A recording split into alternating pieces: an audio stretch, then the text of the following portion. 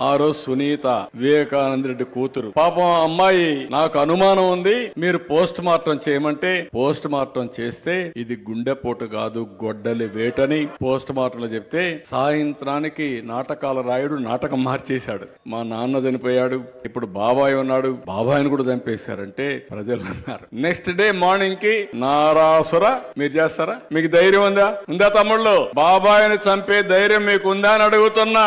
చంపేసి సీఎం మీదో మీ ఎంపీ పైన మంత్రి పైన పెట్టగలుగుతారా అని అడుగుతున్నా మిమ్మల్ని.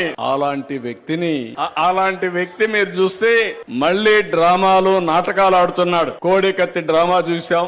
ఆ కోడికత్తి డ్రామా అతను చెప్పాడు పాపం, కానీ ఆ కోడికత్తి డ్రామా వేసిన వాడికి నరకాన్ని చూపించాడు, ఇంకా చూపిస్తూనే ఉన్నాడు. అదే మరి గులకరాయి మొన్నే ఇంటి దగ్గర మీరు చూస్తే అగ్ని ప్రమాదం అన్నారు. నేను కూడా ఆలోచించా, అగ్ని ప్రమాదం అంటే చాలా జాగ్రత్తగా చూసుకోవాలి, మళ్ళా గొడ్డల వేటు కాకూడదు అని నేను ఆలోచించి ఏం జరిగిందో కనుక్కోమంటే ఏమి సాక్ష్యాలు రావు. వాళ్ళ ఇంట్లో సీసీటీవీ కెమెరా ఉంది.